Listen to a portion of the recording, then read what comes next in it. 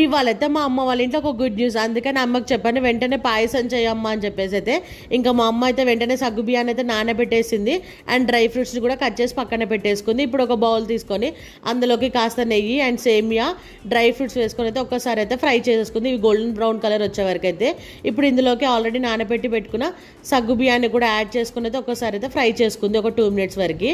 ఇప్పుడు ఇందులోకి ఆల్రెడీ మనం మరిగించిన పాలను కూడా వేసుకుని అయితే ఒక 2 నిమిషాలు అలా కలిపేసుకుంటుంది. ఇప్పుడు ఇందులోకి దంచి పెట్టుకున్న యాలకుల పొడి కూడా వేసేసుకొని ఒక 1/2 కప్ వరకు అయితే షుగర్ యాడ్ చేస్తుందండి.